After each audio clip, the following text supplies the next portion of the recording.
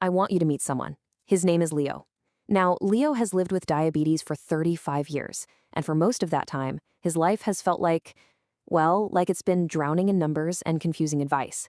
But there was this one simple question that just kept coming back to him, a question that felt impossible to answer. So, you know what he did?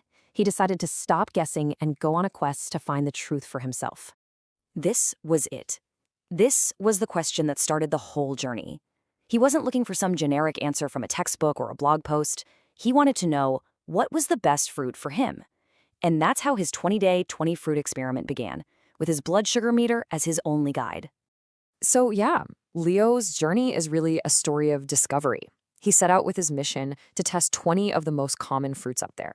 He was basically charting his own personal map through this maze of sugar, fiber, and flavor, all to find an answer that worked for him. Now, every hero needs a map and a compass, right? And to get through this fruity maze, Leo had two secret weapons that were going to help him figure out exactly what was happening inside his body every time he ate a piece of fruit. Okay, so his map was this idea called net carbs. Basically, these are the carbs your body actually digests and turns into sugar. It's a pretty simple calculation, really, just total carbs minus the fiber. For his personal quest, Leo set a really clear goal: find fruits that had under 10 grams of net carbs. And his compass? That was the glycemic index, or GI. This little number told him how fast a food would make his blood sugar spike. Leo was looking for his sweet spot, his safe zone, a GI score below 40. So, with his map and his compass ready to go, he was finally ready to start. You know, like any good quest, the path wasn't exactly easy. It had its dangers. Almost immediately, Leo found that some fruits, even the ones that seemed super friendly, were actually a huge threat to his stability. So he started sorting them into different buckets, based on what he was learning. First up, he ran into what he called the red bucket fruits. You can think of these as the villains of his story. You know, the popular, everyday fruits that look totally innocent, but bam, they caused a huge, rapid spike in his blood sugar. He learned very quickly that these were the ones he had to be really, really careful with. And honestly, he was pretty shocked by what he found. I mean, a single banana? It packed 20 grams of net carbs and had a high GI of 51. Grapes were just as tricky, 17 grams of net carbs and a GI of 59. That combination was just so potent it sent his blood sugar flying, landing them both squarely in that red bucket. But the most deceptive bad guy of them all? Watermelon. It's mostly water, right?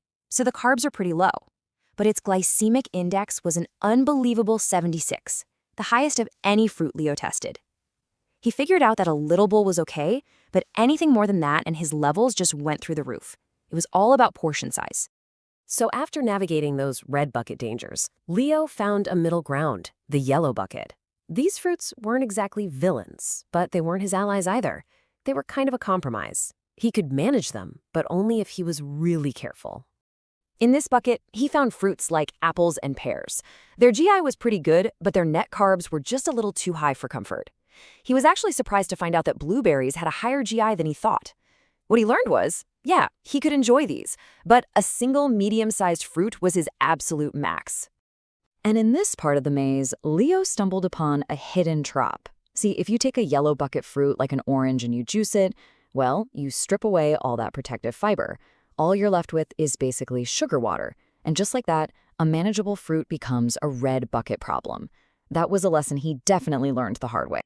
Just when the path seemed like it was full of nothing but trade-offs and caution, Leo found it, a green oasis. This was the turning point in his whole quest.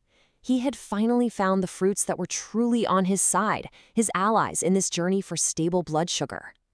These were the heroes of his story, the berries, which are just packed with fiber. Sour cherries, plums, grapefruit, all of them had low net carbs and a low glycemic index. After eating these, Leo saw just a gentle, small rise in his blood sugar. For the first time, he felt like he could finally eat fruit without worrying. And when Leo actually laid out the numbers, the difference was just astounding. That red bucket banana had 20 grams of net carbs. The green bucket strawberry, only 6. And then he saw the avocado, which was in a league of its own at just 2 grams. And there it was, his ultimate ally. The avocado. With an incredible 2 grams of net carbs and a GI of just 15, it barely even made his blood sugar budge. He found out he could eat 2 entire avocados and see almost no spike at all. He'd found his champion. So, after 20 days and 20 fruits, Leo's quest was finally over. But the treasure he found? It wasn't a single fruit. It was the wisdom he gained on the journey, a map that he could now use for the rest of his life. He'd basically turned this chaotic fruit maze into a simple little field guide. Red bucket for the high-impact fruits you gotta be wary of, yellow for the ones that require moderation, and green for his trusted allies. It was this simple, powerful system built entirely from his own experience. But this was the most important thing Leo learned. The real prize wasn't just about finding the food with the lowest numbers. It was about the feeling of freedom, the feeling of finding something in his green bucket that he genuinely, truly loved to eat. And this was the final piece of wisdom from his journey. The data is your map, but joy is your destination. He realized the best fruit for him had to be a partnership, one that not only kept his numbers stable, but also brought a smile to his face. And for Leo, that perfect partnership was found in the humble avocado. So his quest didn't end with a number on a chart. It ended with him savoring a delicious bowl of homemade guacamole on some blood sugar-friendly bread. The treasure wasn't just an answer. It was a victory he could finally taste.